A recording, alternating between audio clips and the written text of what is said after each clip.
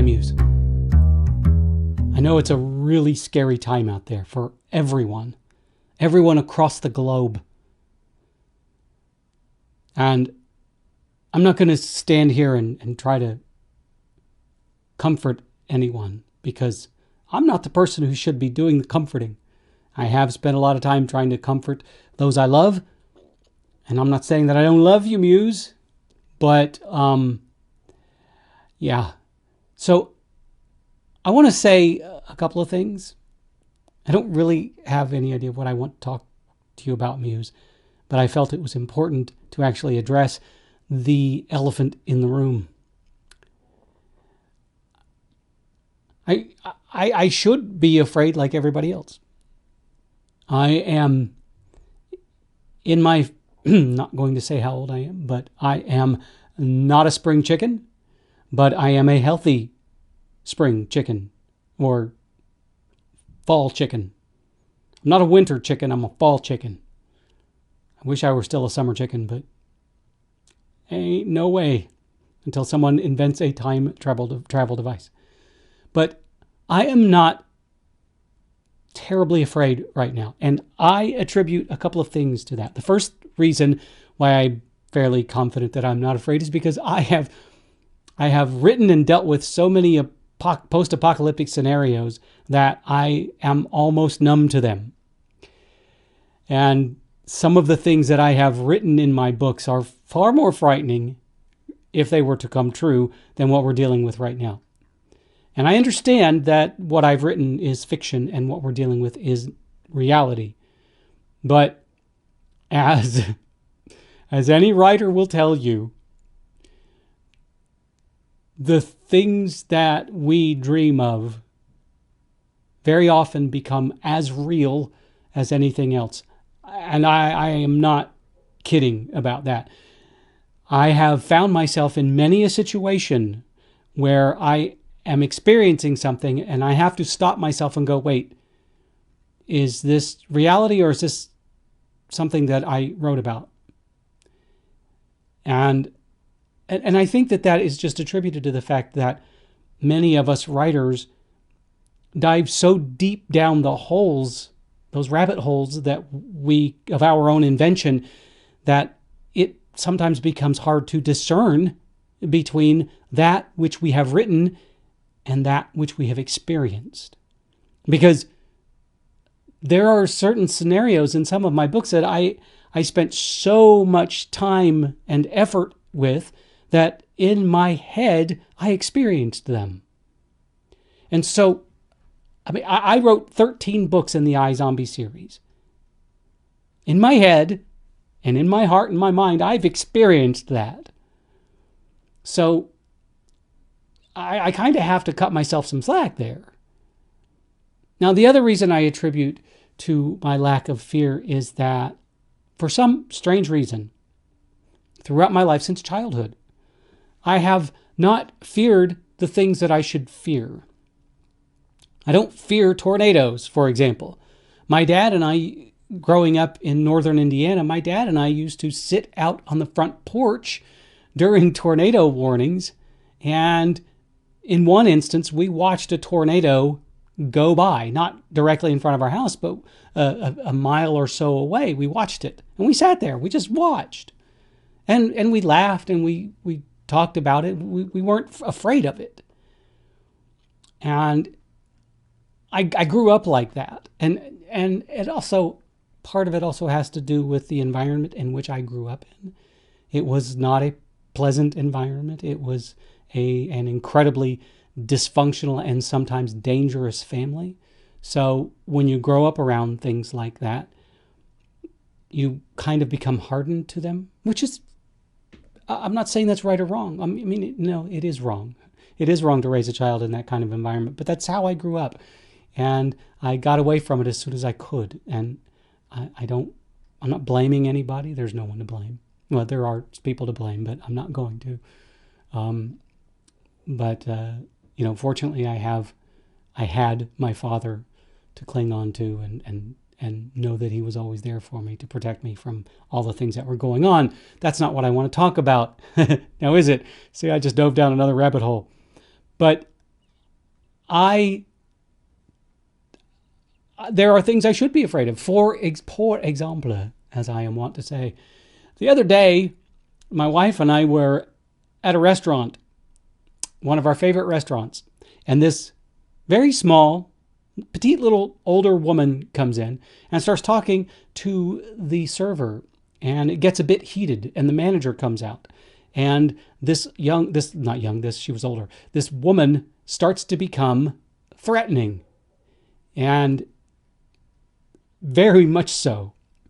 And so the manager decided to call, or she was going to call the police. She threatened to call the police. And that was when the woman started to make her way towards the door, but doing so again in a threatening manner. Well, I didn't want anyone to get hurt, so I stood up and I made sure that I came between this dangerous woman and the servers and the manager. And again, this was a woman that was smaller than me and older than me. And I shouldn't have been frightened by this, but there was a level of fear in me that this woman was going to pull a gun out of her purse and start shooting. And I was afraid of that. And then right as she left, I closed the door on her, as a big glass door, and she punched this door so hard that I felt it reverberate. Now, anyone in their right mind would have felt that, but she clearly wasn't in her right mind. I'm assuming she was on meth or something.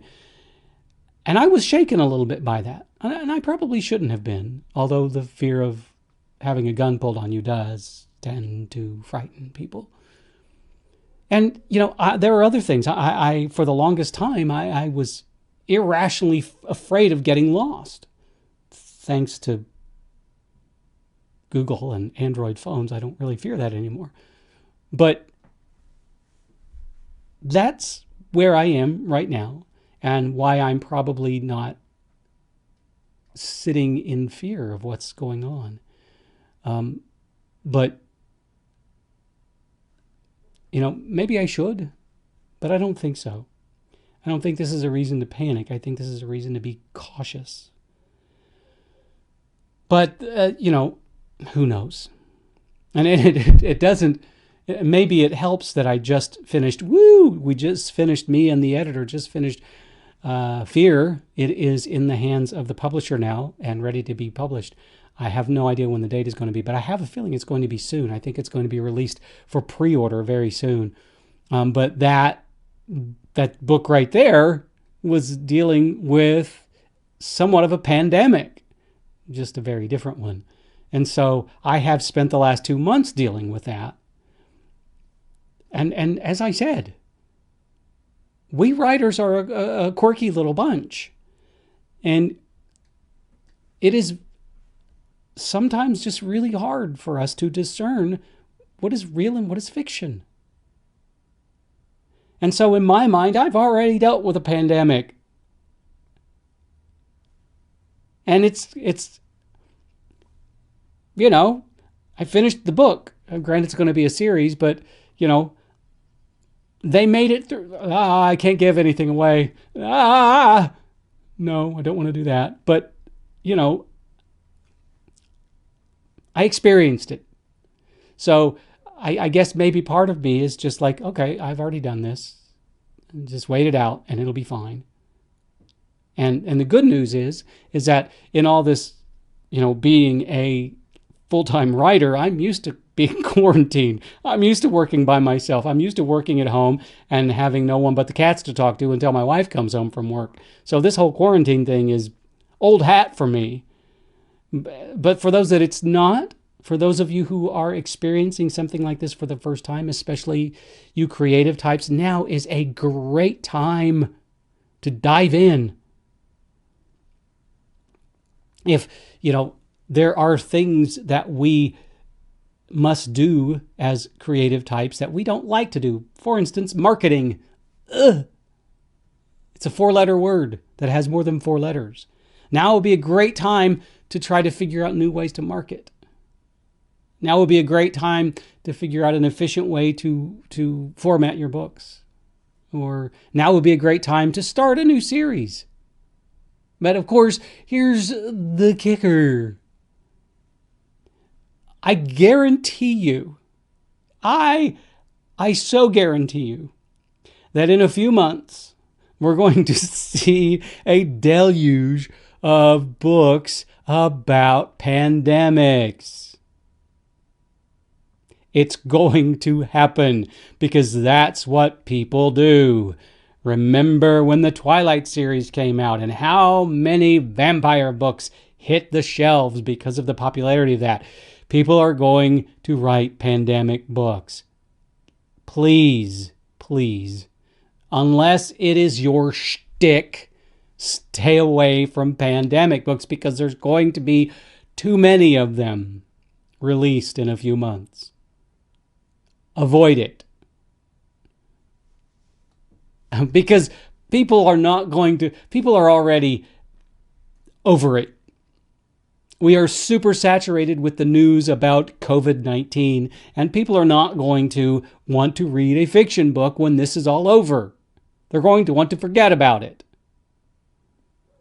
They're going to want to put this in their little boxes of memories to which they will never open again. Until that time when another pandemic comes and they open it back up and go, how did I deal with that? What did I do? Oh, yeah, I should be okay.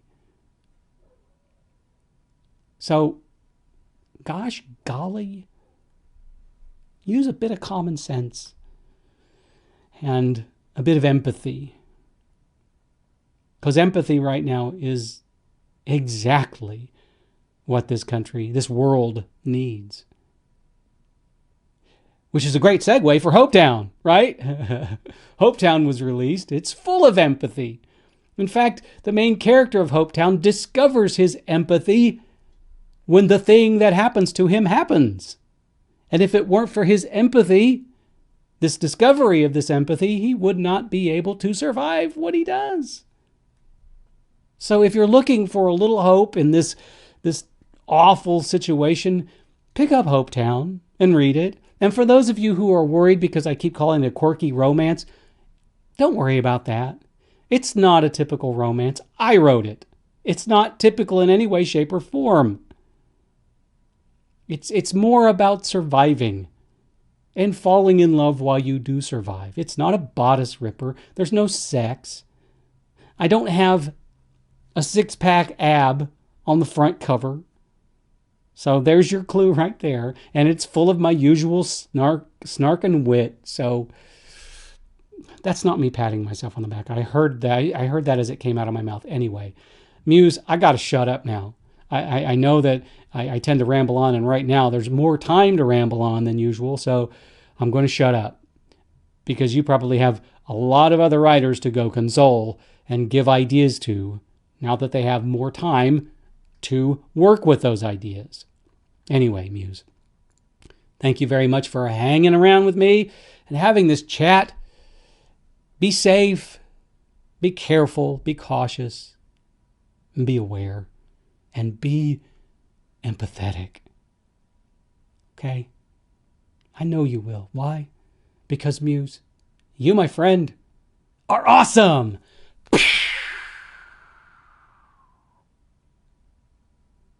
I washed my hands before this video, so don't worry.